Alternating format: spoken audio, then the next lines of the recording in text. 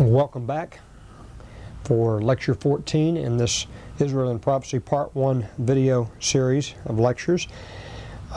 We ended last time discussing the issue of Israelites that either were left behind as a part of the leftovers, the remnant left by the Assyrian captivity, or alternatively Israelites who relocated in Palestine after the captivity itself, coming back and resettling in that area.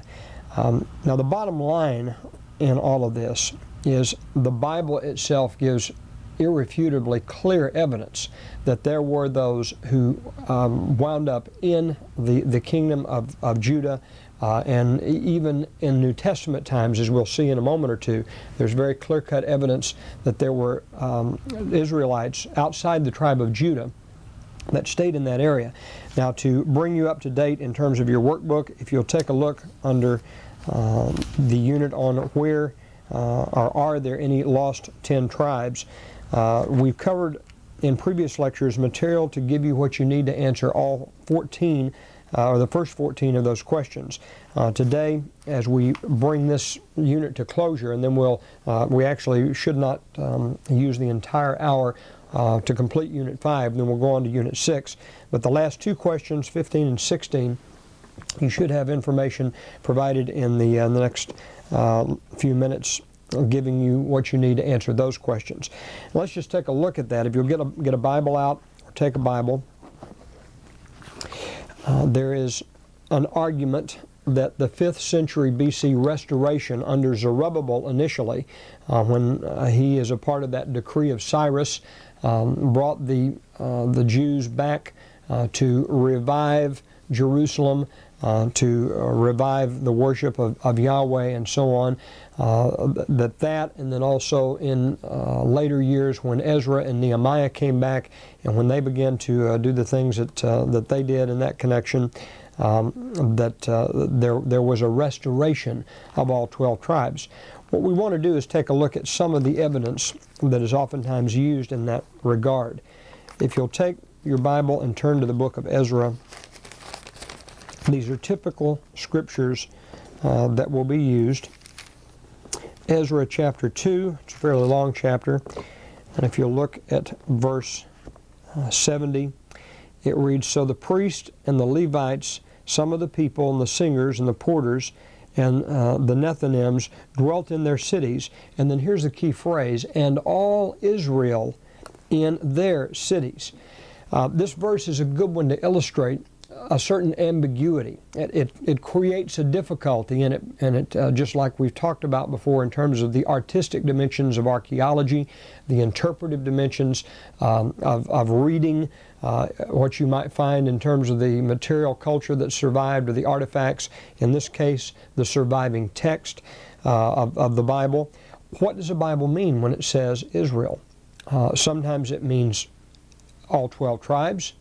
Sometimes it means one specific tribe, especially as you get into the latter books of the Bible. Frequently, that is the Old Testament, the Hebrew Scriptures. When you get into those sections of Scripture, oftentimes after the captivity, Israel is a term that is used as a synonym for the kingdom of Judah or the people of that kingdom. So it may mean that, but then again, it may not necessarily mean it. As has always been the case among the people of God, by searching the Scriptures diligently in the style of the Bereans we read about in the book of Acts, by putting together all Scriptures on a particular subject, then we can come to a relatively sound conclusion and answer. Ezra chapter 7. We'll take a look there.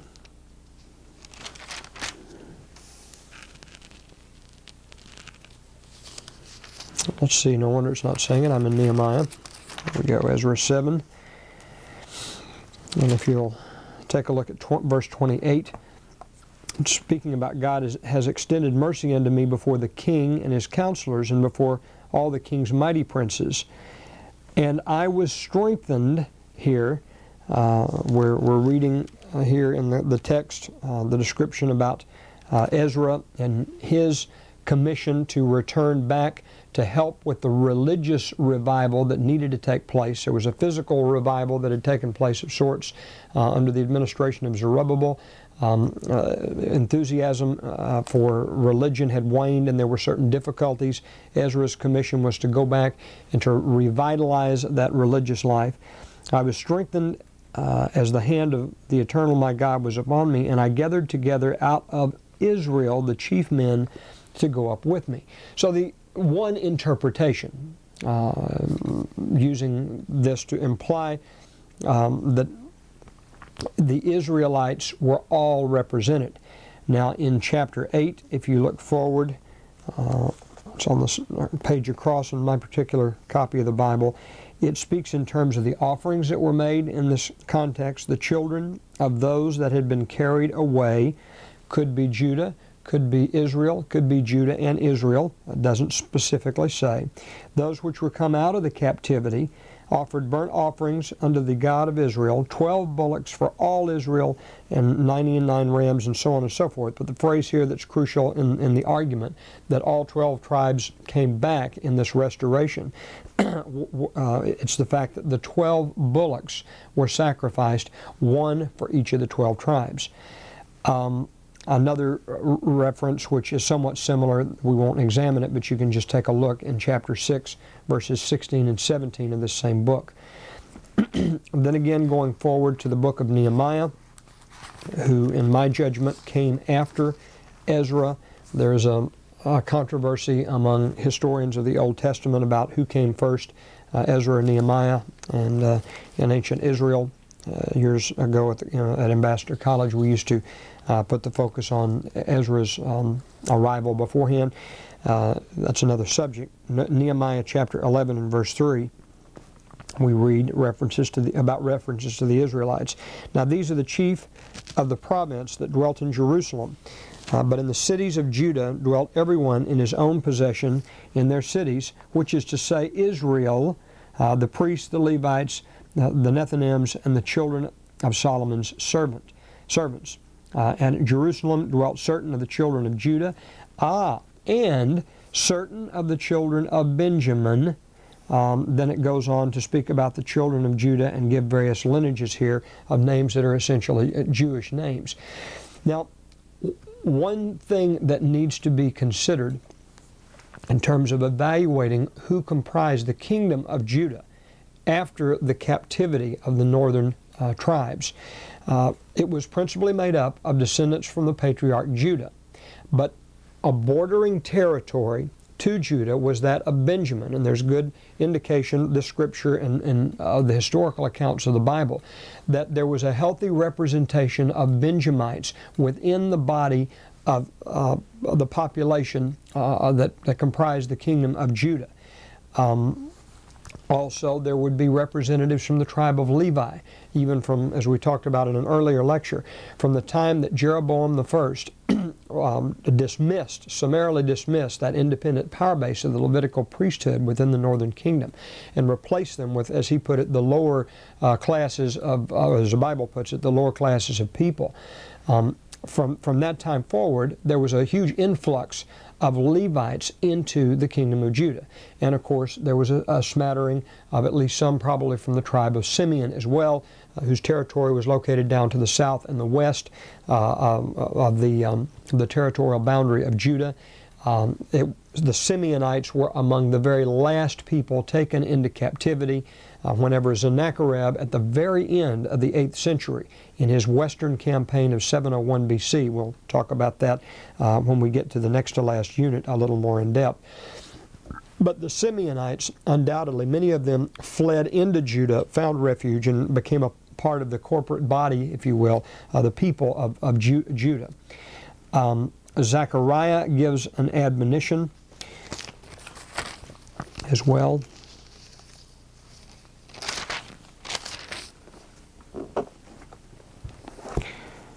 And let's take a look in his prophecies.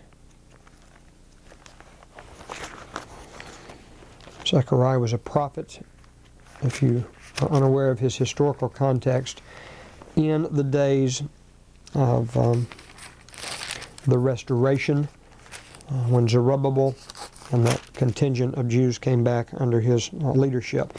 And Zechariah, and the minor prophets, verse 13, "And it shall come to pass that as you were a curse among the heathen, O house of Judah, and," making a distinction between the two houses, "house of Israel, so I will save you, and you shall be a blessing. Fear not, but let your hands be strong." One has to ask exactly what does Zechariah mean by this. Is he speaking to a healthy representation from both the tribes of Israel and Judah? Or is this in a more broad-gauged way, telescoping time in a sense, looking at what God ultimately will do over the long haul? We go down another 10 verses, and very obviously the context in verse 23 leaps way ahead in time into a millennial context or a millennial setting. So just how much time is intended to be compressed in terms of verse 13? Once again, we get into the tricky, slippery business of biblical exegesis, or our interpretation of what the text itself has to say. Now, obviously there were representatives from the northern kingdom that lived in the kingdom of Judah. What are some of the evidences that maybe that representation was not an extremely large segment of the population? I'll give you two things for consideration. Number one, the areas of resettlement, that is, areas into which the immigrants in the return, this whole epoch that's known under the general rubric of restoration. The 6th century, when the Emperor Cyrus dislodged the ruler of Babylon, he issued a decree not just specifically for the Jews, incidentally, much along the lines that we talked about in terms of the imperial Assyrian policy, where Israel wasn't singled out for special particular treatment by the Assyrians.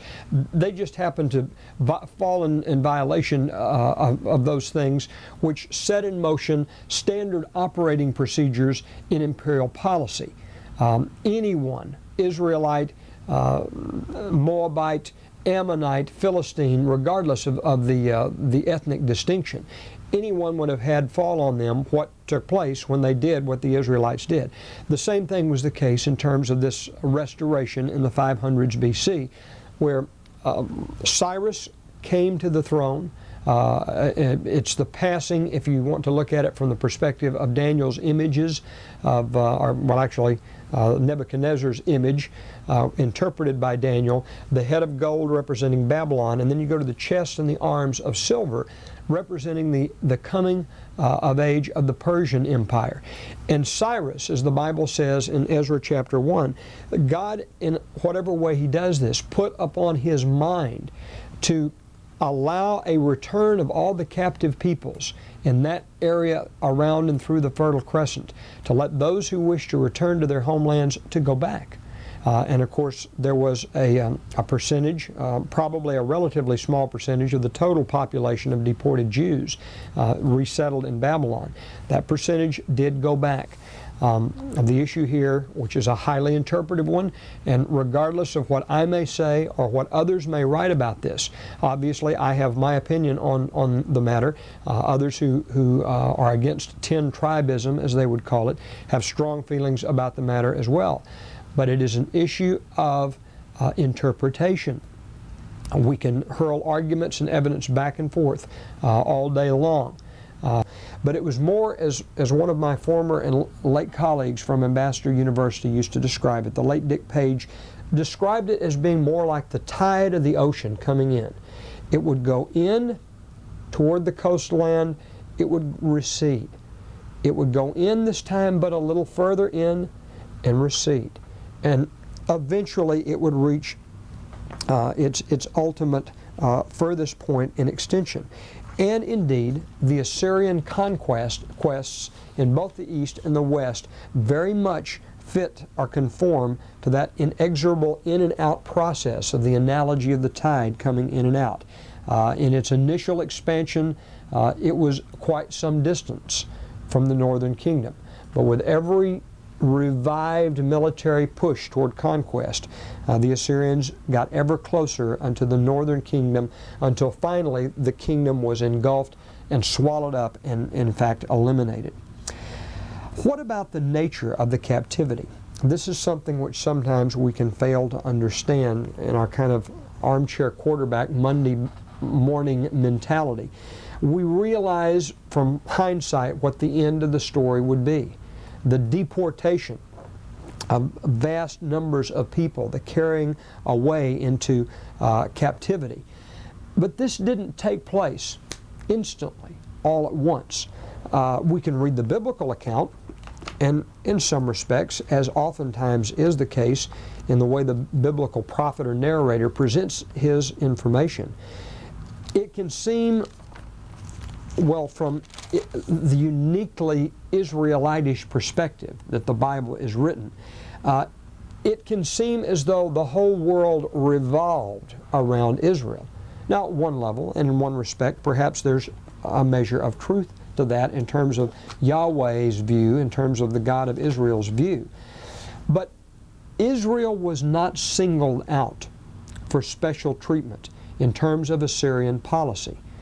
Assyrian conquerors and colonial administrators after the conquest, they had a prescribed routine.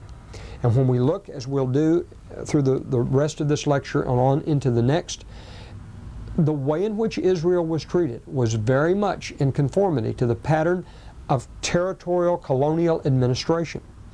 Isaiah 10 and verse 5, indeed, yes, God used the Assyrians as His instrument to accomplish a certain purpose, to punish this kingdom who for 2 centuries had resisted the prophets, who had refused to bring themselves back under the Yahwistic religion, the pure religion that was once delivered to the Israelites coming out of Egypt.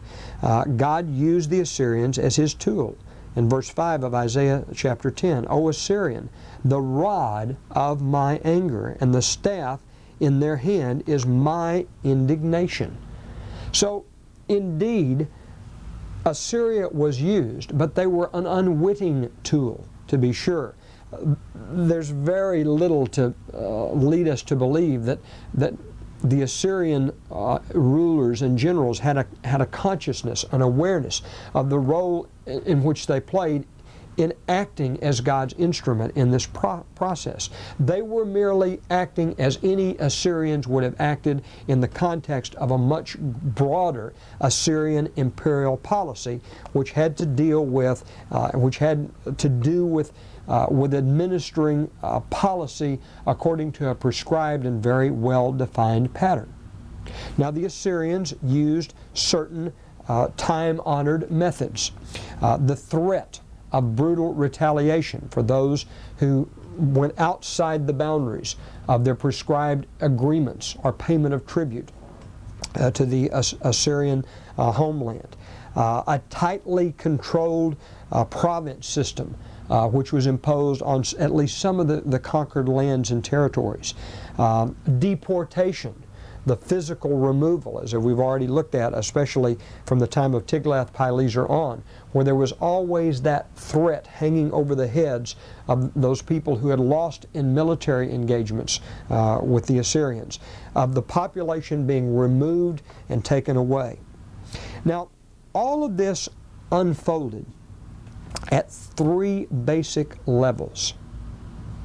There was stimulus response at 3 different levels of response for the Assyrians in terms of their imperial activity.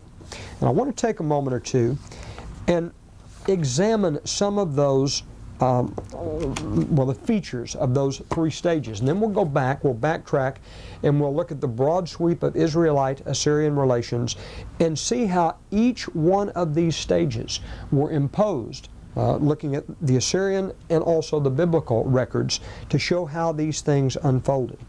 Stage number 1 was the establishment of a vassal relationship between the Assyrians and the state, the kingdom, the principality which the Assyrians had come in and conquered.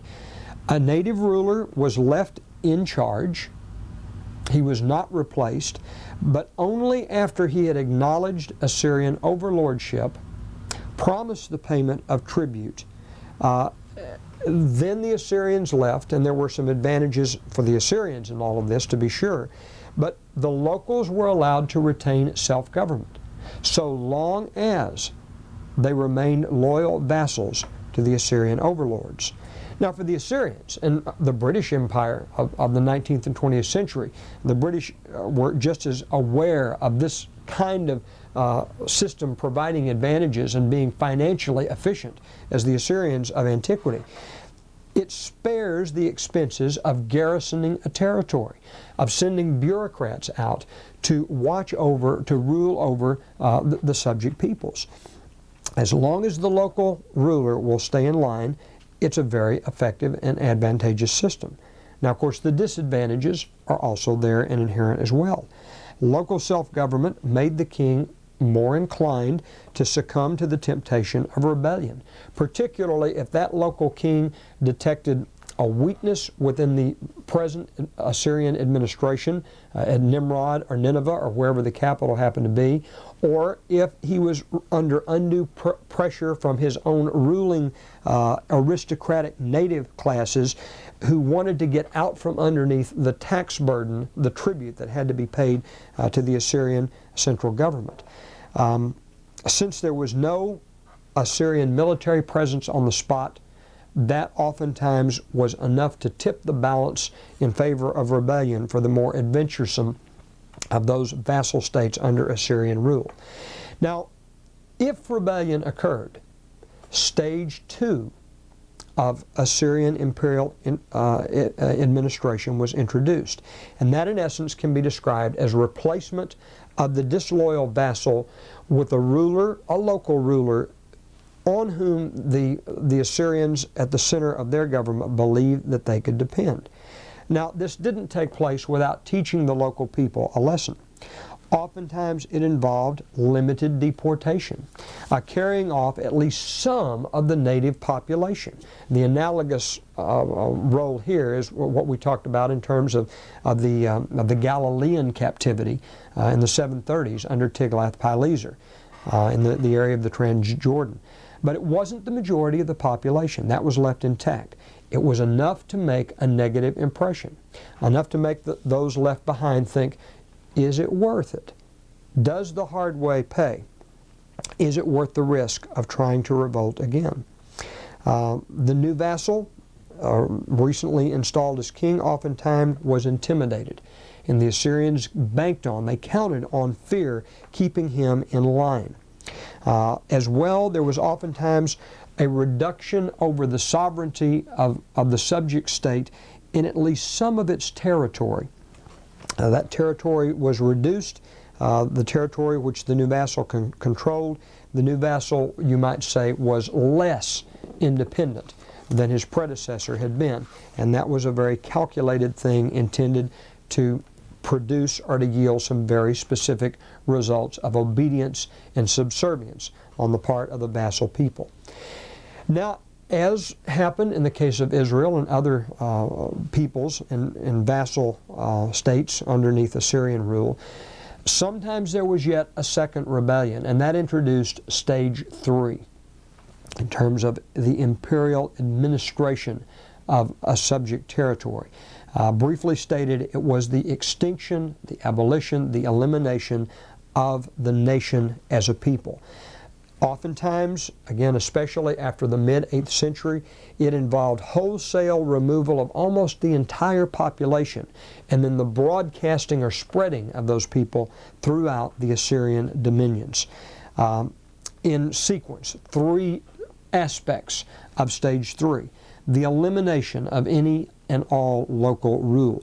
Now the Assyrians had their men, their governors, their soldiers there and on the spot to take direct responsibility and control for administering government. The deportation of the majority of the population. Now, let me interject here a very important dimension to this, because this goes back to some of the criticisms in the tradition of the Church of God of various literature, where statements were made and later excised from the publications, that every last man, woman, child, cat, dog, horse, and cow were uprooted and removed and taken out of the northern kingdom. That simply is not the case. The majority of the population indeed was deported, but some were left behind.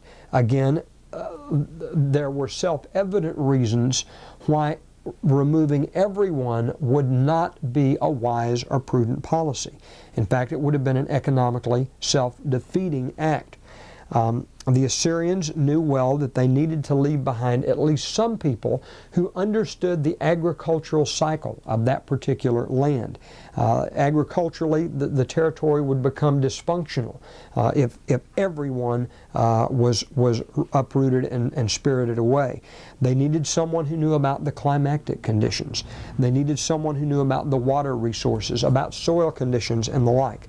And because of that, they left behind a percentage of the population. Small and probably what might be considered the lower classes, but nonetheless part of that population left behind. Now, as for the captives themselves, they were oftentimes, and you read this from the biblical account of the replanting of the deportees, they were oftentimes scattered throughout the Assyrian Empire. And from an imperialist perspective, there was great wisdom in this. These captives found themselves suddenly plopped down in the midst of a group of people whose language they did not understand and whose culture was different from the culture of their own homeland. They were left without the ability to form a natural bond among the people that they lived, and that left them, in many respects, very powerless. The prospect of coordinated revolt among these people became all but non-existent. And even if they did revolt, even if they did succeed, they now found themselves hundreds of miles away from their original homeland in territory that they had no idea how to get through to return. And finally, if that was not enough, the third aspect of stage 3, another disincentive to revolt, is that the Assyrians typically, after removing a population, would relocate others, putting them in that old homeland. So even if the deported peoples were successful in revolt, their homeland had been resettled by other peoples moved in by the Assyrians. Now, another question that in the 7 or 8 minutes we have left that might be worth our exploration. Why did Israel have to experience all 3 stages? Well, there are different and good ways to answer that question. Number one, from its foundation as a unified people at the foot of Mount Sinai, it becomes very apparent that God has chosen a real challenge. It's that 1 Corinthians 1, verse 26 through 28 issue of God calling the weak and the foolish. Israel, it seems, as a part of its national character, has been stiff-necked and hard-headed. They don't know when to take the prudent course. Now, that's one element of the story, but perhaps another and even more tragic element, and an element which speaks over the millennia to the Church of God today in terms of the attitude and outlook which we might lapse into. There was a belief, and you get this principally from reading the stories left behind, the words of the prophets, and the things that were spoken to the inhabitants of the northern kingdom by the prophets who came and warned them about the impending destruction and judgment. And we're going to look at some of those words in the context of Unit 5.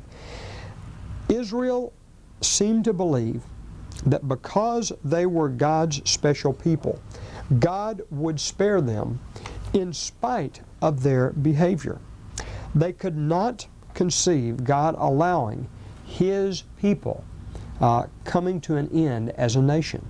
The belief that God was perpetually in their corner thus then dissuaded them from embracing repentance.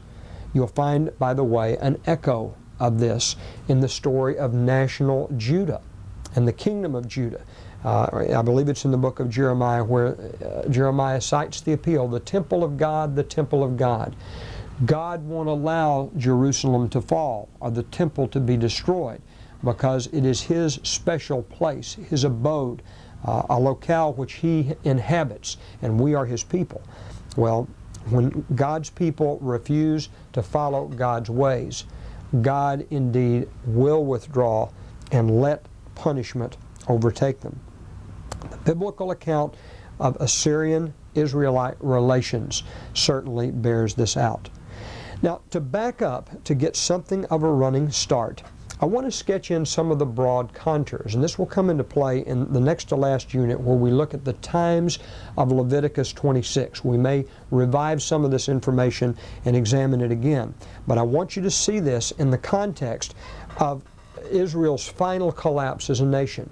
Now, you remember the analogy that I cited a moment ago of the tide coming in, going back, coming in further, going back, and eventually coming in and engulfing, by way of analogy, the sandcastle, which was built a little bit too close to the tide line. The castle representing, in this analogy, the kingdom, the polity of Israel. Israel's relationship with Assyria began far earlier than the immediate difficulties created by Tiglath-Pileser, Shalmaneser V, or Sargon II. Israel's first contact with Assyria probably can be dated from around the 9th century BC. More than likely, the first king to have to deal with the Assyrian problem, as they perceived it, was Ahab, one of the Omride dynasty's rulers, the second in sequence, reigning circa 874 to probably around 853 BC. He had a very successful rule. He expanded the boundaries of the northern kingdom. And we see very clearly that he was a participant in an anti-Assyrian regional alliance system that was designed to try to forestall any intrusion to the south and the west by an Assyrian military salient. Ahab and the king of Damascus were the two principal participants in the alliance system, but you begin to see, even as late as the early 9th century, that there are these anxieties about what is going to happen with our Assyrian neighbor to the northeast. Now, the Omride dynasty was brought to an end in 841 or thereabouts by a usurper, a king who was a general and a very successful one, whose name was Jehu. His dates run roughly 841 to 815. And it is Jehu, when I mentioned a moment ago in this particular lecture 11, I mentioned to you that Shalmaneser's black obelisk stands prominently featured in one of the Assyrian rooms in the British Museum. It was Jehu who became, at least as far as the inscriptional and archaeological records show us, the first Israelite king to come under Assyria's sway.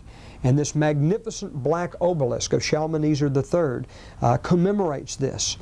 Jehu had made an alliance with Damascus's king Ben-Hadad, much like Ahab, to forestall Assyria's westward expansion under Shalmaneser III. But Shalmaneser was successful, and we find on that black obelisk Jehu prostrate in front of the Assyrian king with a long line of people and objects and items, tribute that is being brought before the Assyrian king. That obelisk, by the way, was discovered by Austin Henry Layard again, to bring his name up again, in the city, in the ruins, amidst the ruins of the city of Nimrud, discovered in 1846. It bears on it the earliest known illustration of any Israelite in the pictorial record of our history. King Jehoahaz, 814 to 798, another Israelitish monarch. He warred against Assyria.